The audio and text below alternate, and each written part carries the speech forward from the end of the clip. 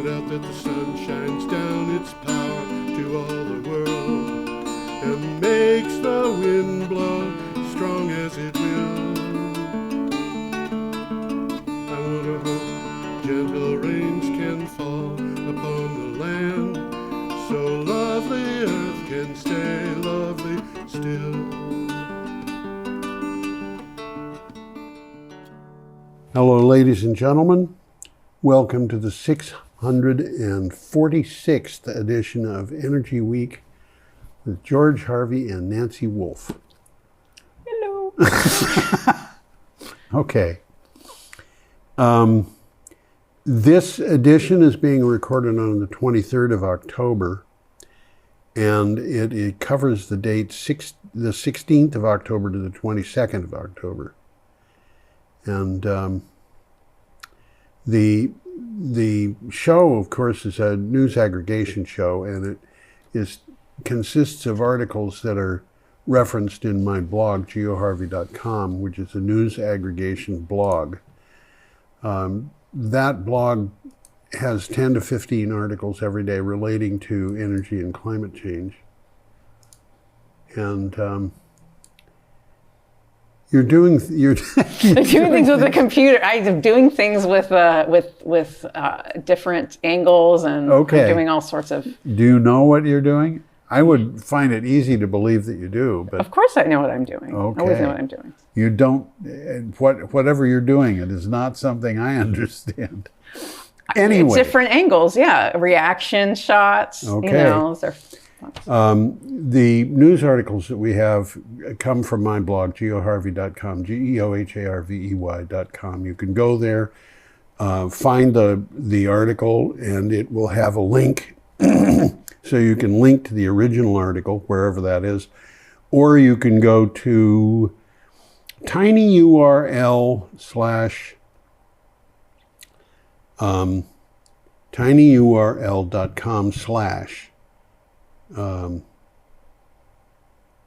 Energy Week 646, which is all one word. So, and that has just the articles that we're doing. So we're starting on the 16th of October, and we have the town in Greenland of Asiat. Yeah. So this is from Euronews. Yeah. How melting ice is causing Greenland to shrink. Climate change is hitting the Arctic with increasing speed, and Greenland is shrinking, the word shrinking in quotes. Research published from the Journal of Geophysical Research, Solid Earth, says the Danish territory is being twisted, compressed, and stretched. Those words are in quotes, while it slowly drifts northwest, possibly due to loss of mass. That's a lot to lose. Yeah. But, you know, in the world at large, we have rising ocean levels. Mm-hmm. In Greenland, the ocean levels are going down. And the reason is because Greenland is losing mass, and the result of that is the land is actually rising because there's not as much ice weighing it down. This is something that we reported on before. Mm-hmm. Okay, should we go on? Well, the only thing I'm going to say here is maybe Trump will pay attention then. It's Greenland. He wants Greenland. So is he paying attention? Is he caring? He doesn't care as far as I can see. Well, I mean, about an investment. I'm saying he's talking about investing or buying all the, buying Greenland. Buying Greenland. And yeah, but. He needs all of those houses, right? Yeah. Every one of them. So he can rent it out at a huge rate to extremely wealthy Americans. Yeah. And the people who live there are going to get sent someplace else.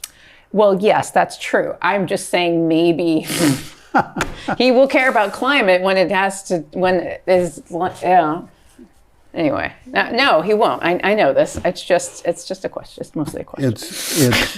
I don't know. Anyway, onward and upward. Yep. Here we have growing produce. This is a let pot image. And I can tell you that produce that's being grown there is not being grown in northern Canada. I feel very sure of that. Yeah, so this is from Clean Technica, and the headline here is "The Gift of Growing Your Own Produce Year-Round in Inhospitable Climates." In Canada's far north, Inuit people grow strawberries, carrots, broccoli, bell peppers, microgreens, tomatoes, and other produce year-round in insulated shipping containers. This is something that's been done for years in the United States. You know, a restaurant would buy a shipping container, set up something in it to grow their own vegetables. Wow. Wind turbines, solar panels, and a backup diesel generator provide power and heat. That's incredible. I think this is incredible. I think this is awesome. Yeah, it's great. Great. Okay. I'm going to go on. We have Let's go on. An item. This picture is a substation, I believe. Yeah. It might not be, but it's labeled substation. I think that's my take on it. Yeah. But it's interesting to me that the jacket, the yellow part holding it out of the water, seems to be triangular. Yeah, it does seem to be triangular. So this is from Renews, and the headline here is "Equitix wins Neert na goat ofto tender." That's the best I'm going to do. Sorry. That's fine. I would pronounce it differently, but I might not be any better. Ofgem, has named Equitix as the preferred bidder on the Neart na Goithe offshore transmission owner project. And I don't even know what language that's in. I guess it's Scottish.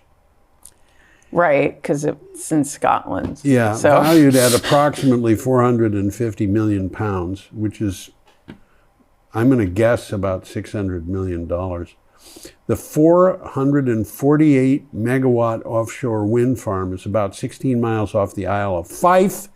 That's it, Scotland. Yep. And can power around 375,000 Scottish homes. So, there you go. There you go. They have an enormous amount of stuff in the oceans around Scotland, particularly around the Orkneys, and I think it's primarily the Orkneys, maybe Shetland, but north of Scotland, you know, they've got those weird places that in Shetland, mm-hmm. I think, I might be wrong, but I think that in Shetland they don't speak English. They speak Norwegian. Great. I love it. I love it. I love it. Okay. Let's go. We're going too fast, but that's okay. That's okay, because we'll make it later. All right. This is a picture of Hamburg. Yeah. So this headline is from Clean Tech. This is from Clean Technica, and the headline is "Hamburg votes to accelerate its carbon neutral target." Residents of Hamburg, by the way, Hamburg is the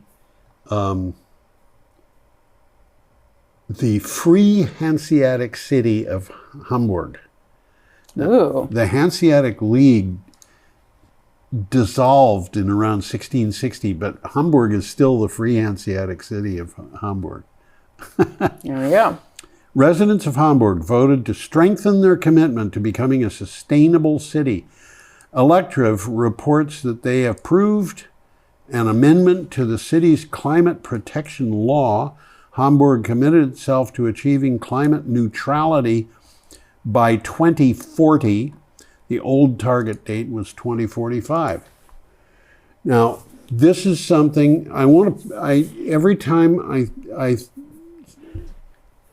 whenever I come across this, I point out these targets are being achieved early. Yes. They are relatively easy targets. And the reason is because, particularly solar power, plants are very easy to build. They get built very, very fast. Not always, but normally. I mean, I have seen solar power plants finished ahead of schedule many times. I have never seen a nuclear power plant finished ahead of schedule. And in fact, I think we reported recently that the average time that it takes for a nuclear power plant to be built is 202% of what they schedule. Right. Yeah.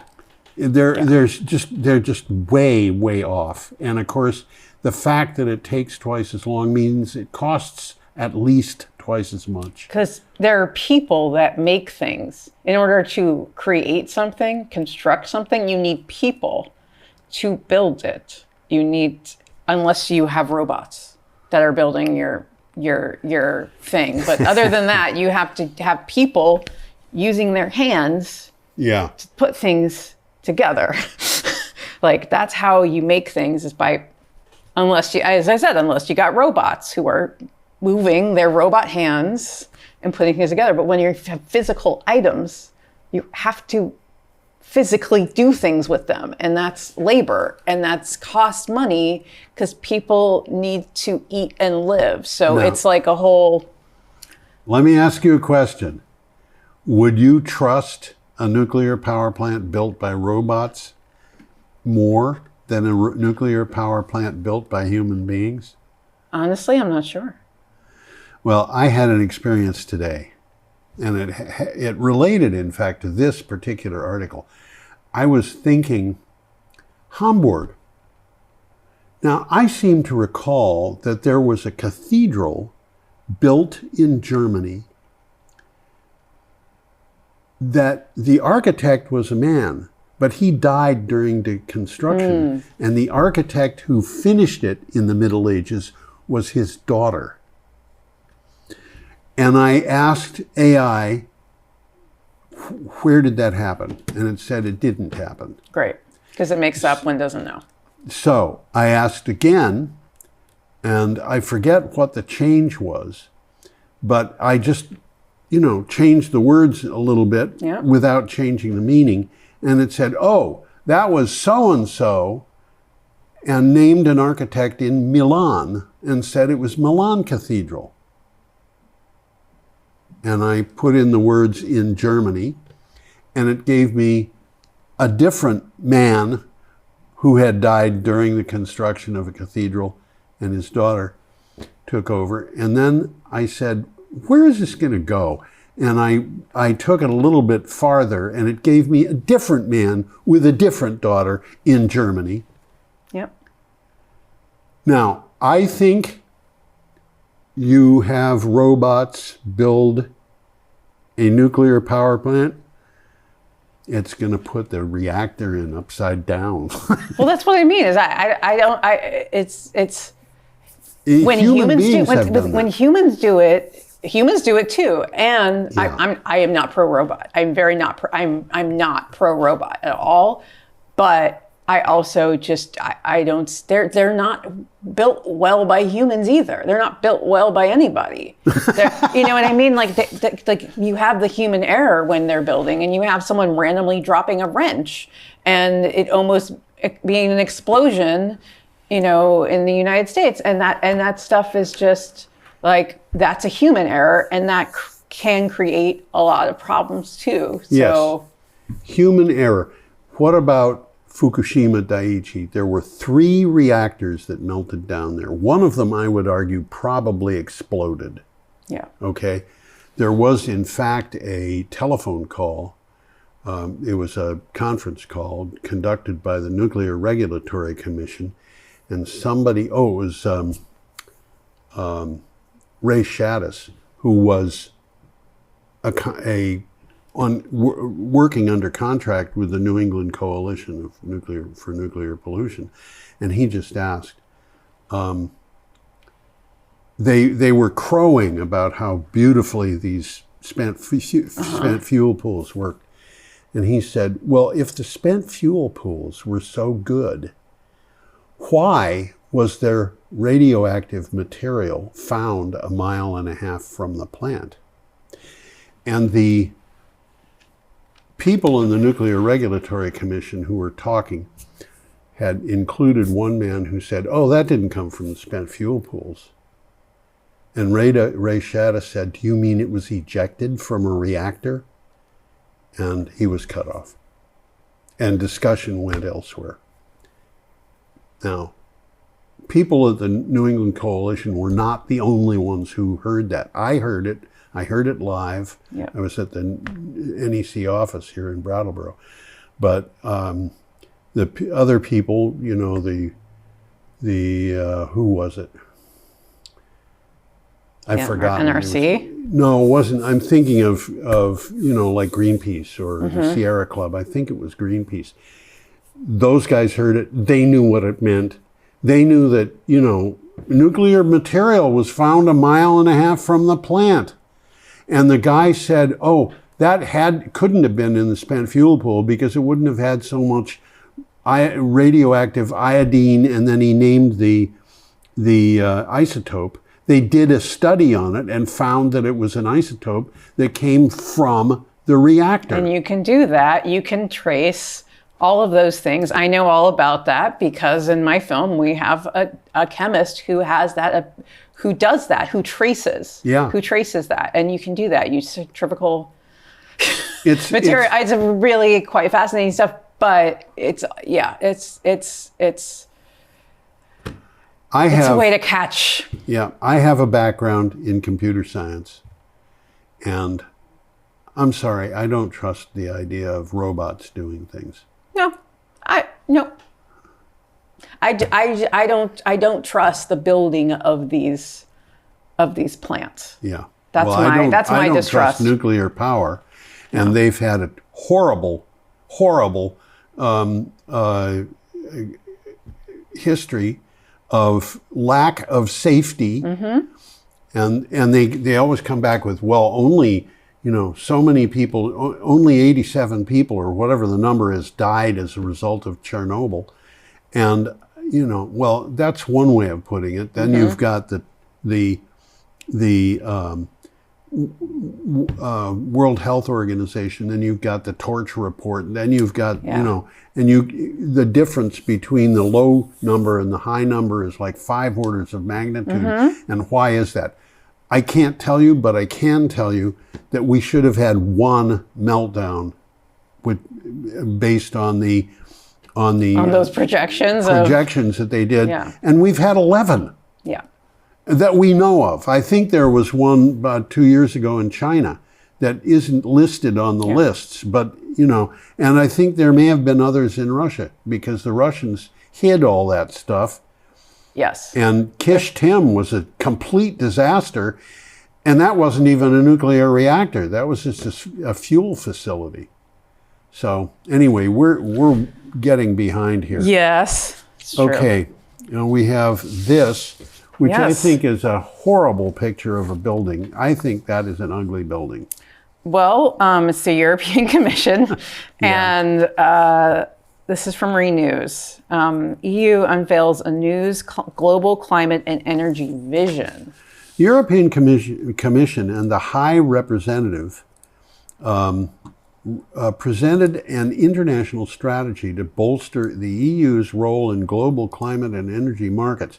The European Union Global Climate and Energy Vision sets out plans to secure Europe's industrial position, foster fair transition standards, and address security issues. And I don't understand a word of that, do you? Well, I do, and I see it as positioning, like marketing. Yeah. Like you're positioning where you are in the market. That's why I didn't understand it. Because that's the way it came off to me, and I just didn't see anything that was really grabbing something there.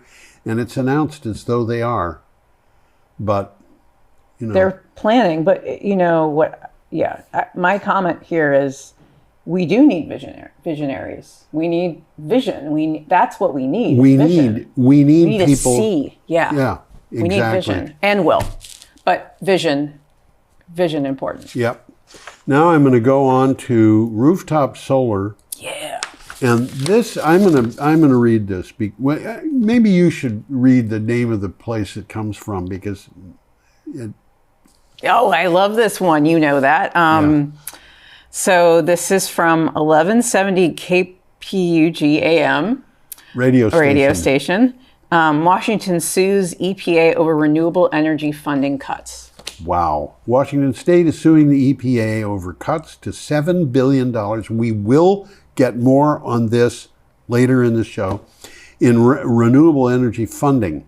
Yep. The EPA ended the Solar for All program, which was created by Congress 3 years ago. Why can the EPA end a program that's started by Congress? In an effort to install solar systems, this effort was the effort of Solar for All, to install solar systems in America's disadvantaged and low-income communities. There is nothing that doesn't make me angry here. Like, there is not a moment of not anger here, because you're talking about, oh, how about you make energy cheaper and more efficient for people with fewer access points? This is infuriating. It really is. I'm certainly not angry at the state of Washington. Oh no, I love the state of Washington. Thank you. Thank you, Washington State. The EPA should not be allowed to do this. No. The EPA. This is the thing. Congress makes the budget. You can't just, you spent the money. Come on. Yes. Just do the thing. You've spent the money already. Yes. And the EPA does not have authority, but the federal government is operating without authority on a lot of things. So we're up to Saturday, October 18th, and we have a picture. Whoops. No, we're not. Nope. Yep. We have a picture of rooftop solar, and this is still on October 17th. Oh, this is just the picture you had. You just had this picture. Oh, this is... Okay. Yes, you're right. That was rooftop solar. That was for poor people. That's why it's that picture. Yep. Okay. Our next picture. Yes. Saturday, October 18th. Yes. And this is an agrivoltaic PV system, and I don't see where the agriculture is in this, but... Well, it's pretty much a... Yeah. Well, okay, I will announce. Maybe they're this growing rabbits under the... Yeah, it's possible. This is from Clean Technica. Yes. And I love this one. Again, China is totally crushing Trump's fuel dream with agrivoltaics. U.S. President Donald Trump and his fossil energy donors have been caught napping. Boy, have they been caught napping. The Chinese solar firm GCL is taking an upsized agrivoltaic system on the road, with Germany tapped to demonstrate the benefits of combining farming and solar panels on the same land. And China is so far ahead of the United States, it is unbelievable. And we're acting as, it's like the car is taking over and we're trying to sell buggy whips. Well, that's exactly what's happening.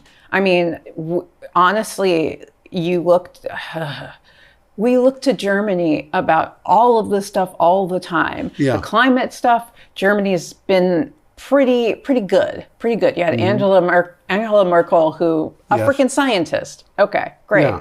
great. So yeah, just essentially that Germany's being tapped is, to me, a very, very big signal that this is really, this is moving, this is happening, and this is people collaborating and working together. And you have China and Germany, like you have, it's this positioning, just like we were just before, the positioning. It's about the positioning, that they're positioning Germany right here. China's positioning Germany to stupid. Yeah, that's what I'm saying. They're not stupid. This is not a stupid plan. This is smart. This is smart. Absolutely, it's smart. And what does China get out of it? Well, China makes most of the solar panels. Yep. And, the United States was making more solar panels because of the IRA, but Donald Trump hates Joe Biden, and anything that Joe Biden did, he wants to kill. Yes. So we've got a government that is literally based on thoughtless vengeance. Yes. Correct. Oh, man. Okay, we have a child playing in the mud. Yes. So this is from Euronews. Nearly 900 million poor people face climate risk, says UN. Researchers overlaid global climate hazard data with poverty indicators. I'm sorry, I'm having trouble saying that. They showed poverty is not just an economic issue. It is strongly linked with planetary pressures and instability. They say 887 million poor people are vulnerable to at least one climate risk, which could be flooding or long periods of excessive heat or, fires, whatever. And 651 million face two or more.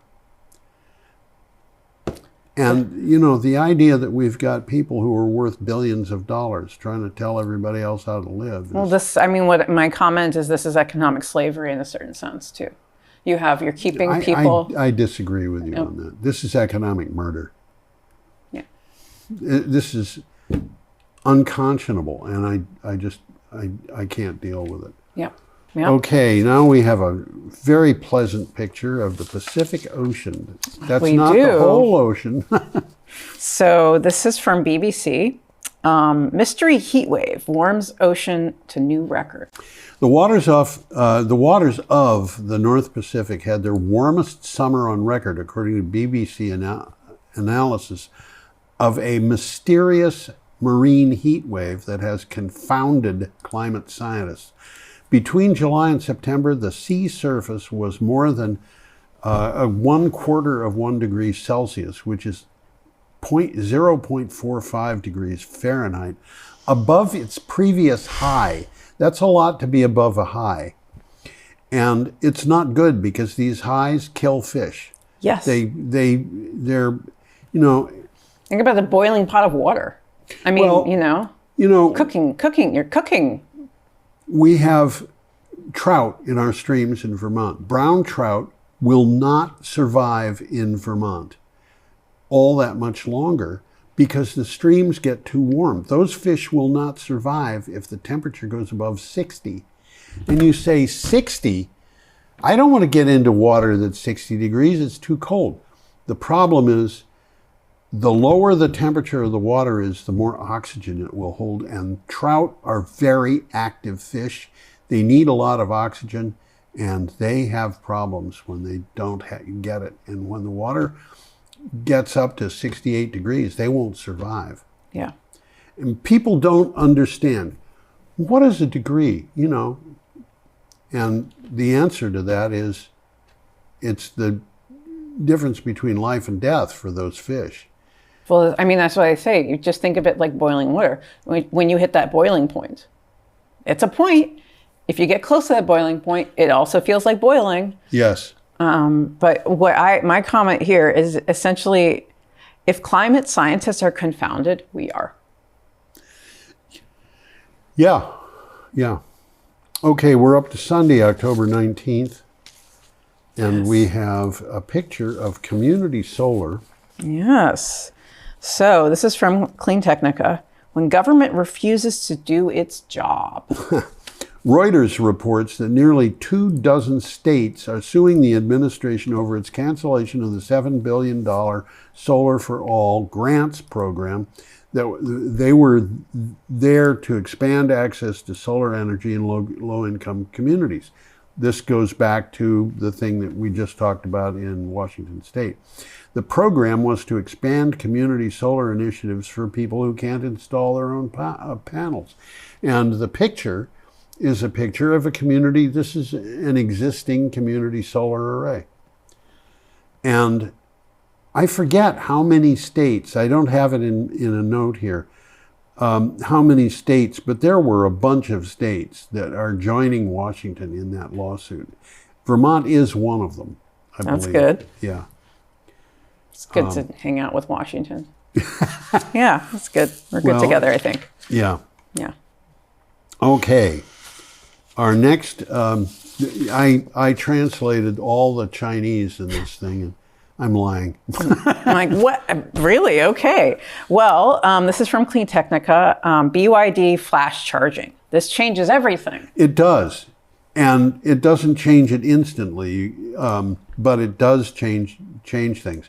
At the heart of BYD's Super E platform for electric vehicles are improved blade batteries that support ultra-fast charging and high-performance electric motors. BYD calls them flash charge batteries because they have a 10C charging rate, and I looked that up. It means that the charging rate is 10 times as fast as a standard that was the standard years ago, so it doesn't really mean much.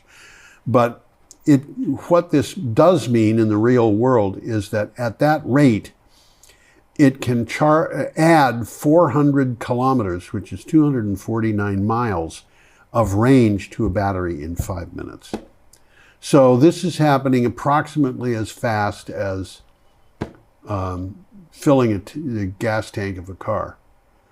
And a lot safer, by the way. Yeah, 5 minutes, hey. Yeah. I remember reading in a report from an insurance company that said women are more likely to have automotive fires while they are filling a gas tank than men. And the reason is because a woman will get out of the car, start filling the tank, remember that something has to be done in the car, get into the car, get out of the car again, check the tank, go back into the car, get out of the car again. And every time a woman does that, if she's wearing the wrong clothing, she will develop a static charge, which means at some point she's going to let off a spark that'll cause the gas tank to blow up. Now, I'm telling people gasoline-powered cars are frigging dangerous. Yes. And the insurance industry says that they're over 40 times as likely to catch fire as a car with a lithium-ion battery, which means that they are hundreds of times more likely to catch fire than a car with lithium ferrophosphate battery. Yes. Yes. So, on we go. Yeah. This is a picture of a coal mine. Yeah, so this is from Yahoo. China's power paradox.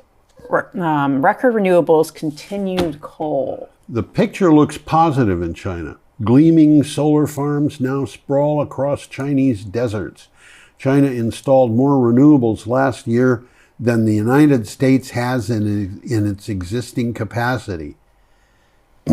That's a lot. Yet in the first half of this year, coal power capacity also grew. Last year, China accounted for 93% of new global coal construction. Now, that 93%, I always tell people, there are certain words that you have to raise a red flag on. One is percentage or percent. And when they say it's 93% of global coal construction, that doesn't mean anything unless you know what global coal construction. Yes, exactly. Except for one thing, and that means the coal industry is almost dead outside of China. Exactly. And that's important. Yes. Now, the Chinese are building coal-powered plants because they want to get their people electricity. Yep. That's where this started. Nowadays, they may be trying to do artificial intelligence or something like that. You can't do cryptocurrency in China. That's illegal. And honestly, I'm not sure that I like it in the United States at all. Yep. Cryptocurrency is just a proof that somebody has wasted electricity. Yes. Agree. Okay. Picture, we're up to Monday, October 20th, Yeah. and we have a picture of moving blades. Yeah, so this is from Renews. Turbine deliveries begin at 102 megawatt Strenach wind farm. EDF Power Solutions UK is receiving turbine components at the 102 megawatt Strenach wind farm in Dumfries and Galloway, which, by the way, means it's in Scotland. Passing a milestone in the project's construction. Early deliveries include blades and tower sections supplied by Vestas and transported by logistics contractor Colette's. Look at the size of those things. These are not even the biggest blades are out there, but they, you know. This is how you carry blades, is on a truck. Yeah. On a truck. And obviously logistics contractor Colette's has people in it who know what they're doing. Yeah. I see these things and I imagine that there must be two steering wheels for each of those trucks, one for the first set of wheels and one for the last set of wheels. Mm-hmm. Just as there is in the hook and ladder truck for fire trucks. So they can get around corners and things like that. Mm-hmm. Yeah. Okay, go on. Yeah, let's go on. We have a picture of solar, wind, and an idle coal plant. You notice that coal plant doesn't have any smoke. No smoke. So this is from Energy's Media. Europe's coal power collapse is accelerating, triggering a downstream exit of capacity. That is really interesting. Yeah. Coal power collapse is accelerating. This is what Donald Trump wants to sell people, by the way, coal, among other things. According to the UN Paris Climate Agreement, the nations have that agreed, which includes all but the United States now, have until the end of 2030 to completely phase out coal in their countries. Europe's coal power sector is collapsing under the strain of international pressure. And a large part of why it's relatively easy to do that is that coal is expensive. Coal power is expensive. Solar power is not. And coal is dirty. It's dirty. Coal is horrible. It's when I was in, I don't know, second grade, third grade, something like that, we lived in Illinois. There was a disaster in an Illinois coal mine. And my recollection is that it was well over 200 men were killed. And I said to my father, why do we do that? Mm-hmm. And he said, well, we need the coal. And I said, can't we do something else? Can't we just say, no, we're not going to have coal mines anymore. We're going to shut them down. If people are going to get killed like that in coal mines, shouldn't they be banned? And he said, you know, you can understand wars. Men die in wars. Mm-hmm. We need to have the coal. And that means that somebody has to go down into that mine. And somebody has to take that risk. And they know they're taking the risk. And, you know, if we shut them all down, other people would die because their jobs would be lost. Mm-hmm. You know. So if you just take that number, are we going to lose more people having the coal mine, or are we going to lose more people not having the coal mine? Well, that was relevant in 1952 or 53 or something. It isn't relevant today because we don't need the coal anymore. No, we don't need the coal. We don't need the coal. Okay, now we have, and there is some good news that I don't have written down for this. Well, this is a nice one. This is from the Brussels Times. Yeah. Efforts underway to restore power at biggest nuclear plant in Europe. Efforts to restore power at Ukraine's Zaporizhia nuclear plant following a 4-week outage began on Saturday under local ceasefire, according to the International Atomic Energy Agency. The repairs are expected to take around a week, the IAEA confirmed. This meant that Russia and Ukraine had to agree. Yeah. Oh, yeah. And by the way, today the news was that the line has been repaired and the power has been, I don't know if they're done restoring it. They may be doing fine tweaking or something, but basically they have power there. Now, we can celebrate that. Not sure that it's better than having a meltdown.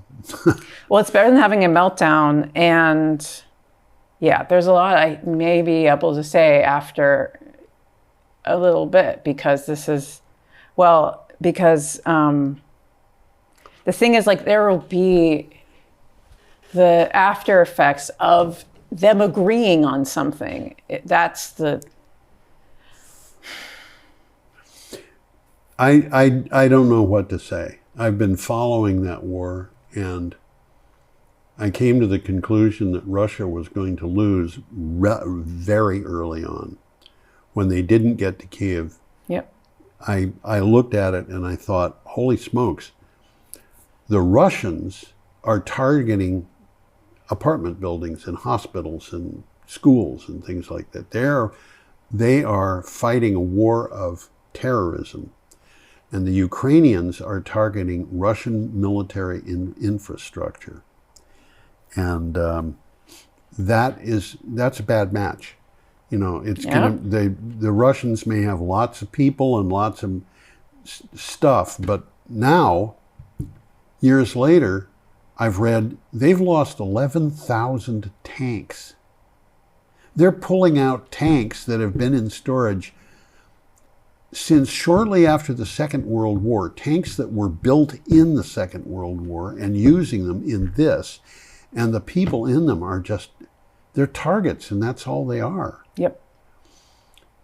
And meanwhile, the Ukrainians are developing weapons that are unlike anything that we in the United States had ever even thought about before. And one of the things was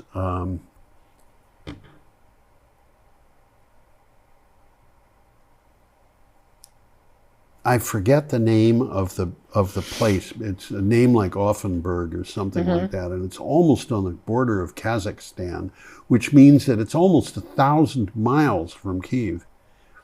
They have this huge refinery, and the Ukrainians just blew it up. They sent drones over that could go a long distance, and they had lots of them. And, you know, a refinery is now a target. And of course, a nuclear power plant is a target, and a particularly nasty one. Yes. Because all you have to do to turn a nuclear power plant into a dirty bomb is to give it the thing to ignite it. And, you know, I think about that and I think the bunker busting bomb that we used in Iraq that would go through 80 feet of concrete and stuff like that and blow up underground. The time that passed between somebody getting the vision of how that would work and using it in combat was less than 2 weeks. And, you know, they used off-the-shelf parts. Yeah. And that kind of bomb could have been used during the Second World War, but nobody knew how it worked. And it was something that the laws, physical laws behind it were known to Isaac Newton. Oh, anyway, we should go ahead. Here we have renewable energy and a very happy looking woman who looks like she might have been Indian. This article is from Clean Technica. Yes. India plans to spend $21 trillion on climate action. Will it be too little, too late? How much are we going to spend? apparently not. We're not spending. We're not spending. So, yeah. The government of India said it plans to reach net zero by 2070 while expanding its economy to match its population growth. That will be quite a trick if it can pull it off. Bloomberg Green reports that India plans to invest $21 trillion to make it happen. Now, that's $21 trillion over 45 years. But still, can we do that? Absolutely, we can do that. Yeah. We just have to have the political will to do it. Yes. And that means that we're going to have to listen to people who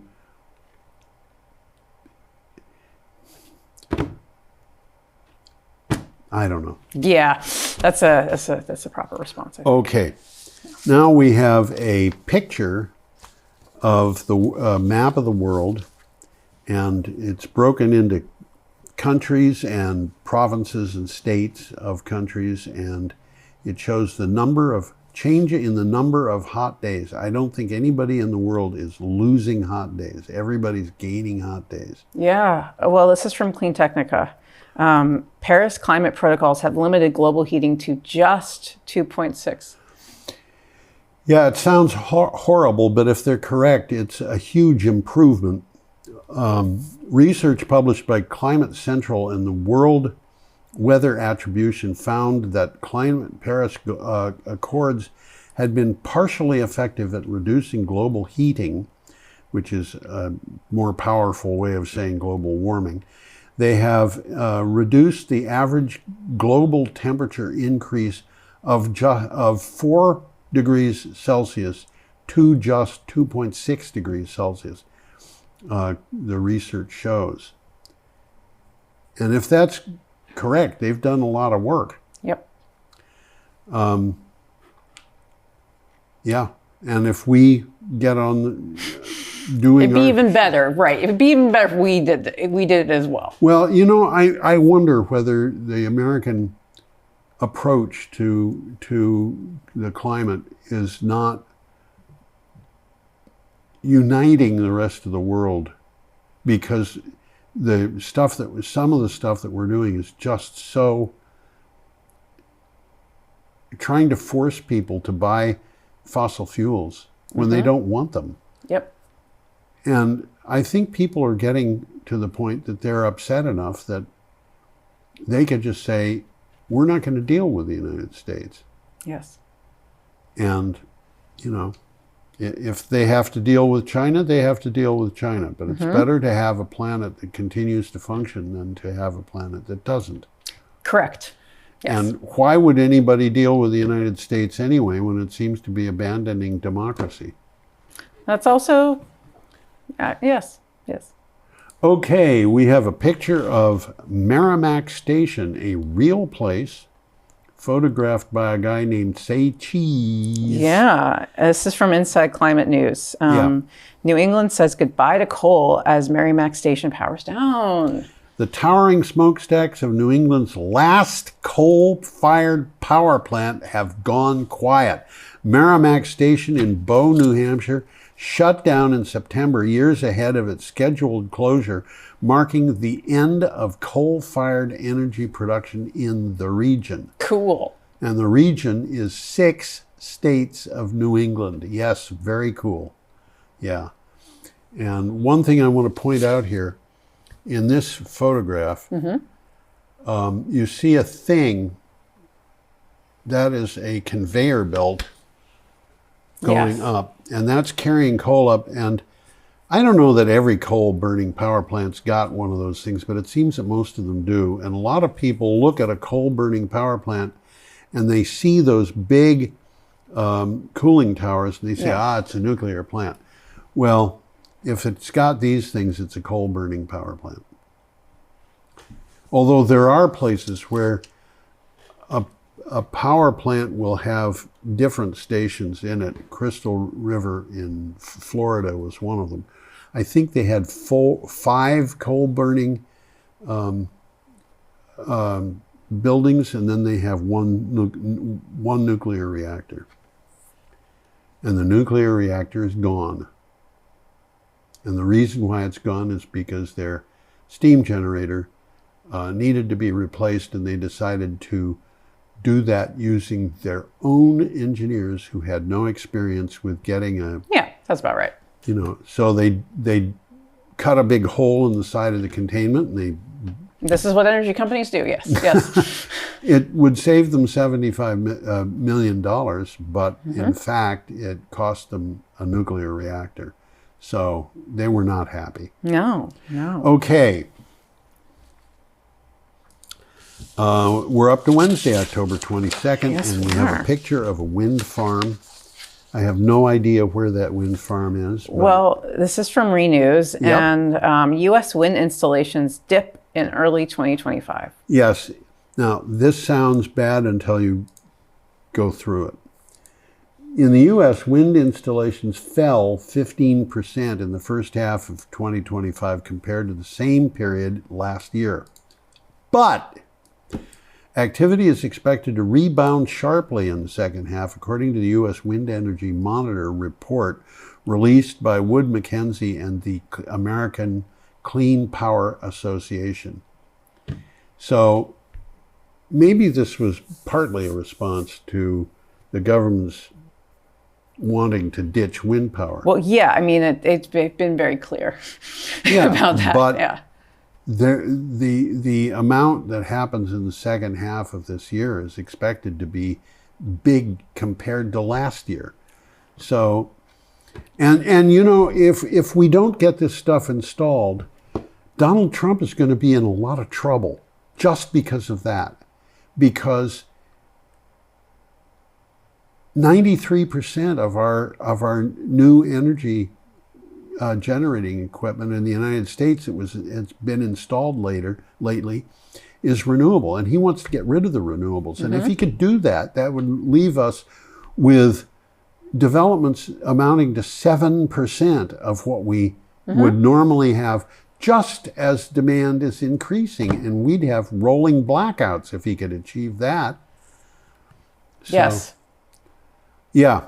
Now, I am going to go on to the next picture. Yeah. There is a picture of a CR-450, and that is a picture of the fastest bullet train on Earth, they say. Cool. So this is from Clean Technica. Yeah. And it's the fastest bullet train in the world in track trials now in China. China continues to lead the world forward in clean tech. We are not in the 1990s anymore, Toto. I thought that was Kansas. Kansas. Yeah. China is launching the biggest and best in clean tech this week. In tech week after week. China is launching the biggest and best in tech week after week. This week, news from the country is that it is trialing the fastest bullet train in the world.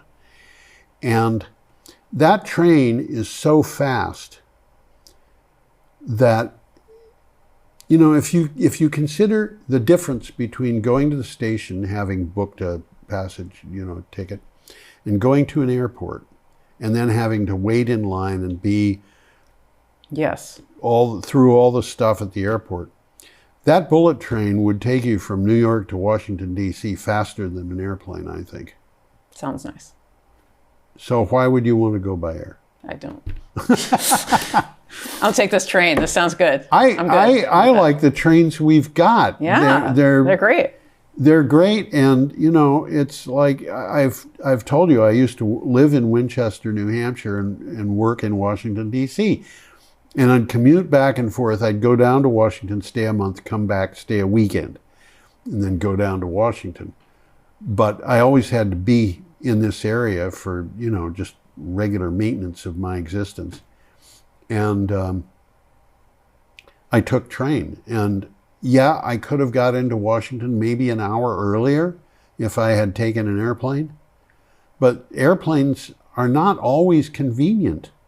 They're not convenient. They're not. So I'd go to the station and take the train. And my son would drive me to the station, and then he'd take 10 minutes to drive home again. And it was like getting down to Washington was comfortable. And, it's fast. I remember asking a conductor at one point, we were going through New Jersey. I said, "Excuse me, how fast are we going?" And he said, "Oh, pretty fast." And I said, "We've got to be going over 100 miles an hour." And he said, "Why do you say that?" And I said, "Because that's an interstate highway. And in New Jersey, the cars on the interstates go 75 miles an hour, and we are passing them like they're standing still." He said, "Yep." I think we were going well over 100 miles an hour. Yeah. And it's, people don't realize how fast, and they're comfortable. Yes. And you can get up and walk to the whatever that place is called. Yeah, you can move around, you can sit, you can go to it's much more leisurely. It is. It's very comfortable. And I, talk to people who are booking tickets and stuff like that, and they want to book me on an airplane, and I would say, I am not going to go by plane. And they would just go ahead, It's like you get a call from a telemarketer and you say, which means, I'm not going to talk with you in English. And, they don't know what to do, but they keep trying to talk with you in English. Yeah. And I've got long and funny stories about where that can go, but I would say to a person, I don't want to go by plane, I want to go by train. And they would try to sell me plane tickets. Yes. Yes.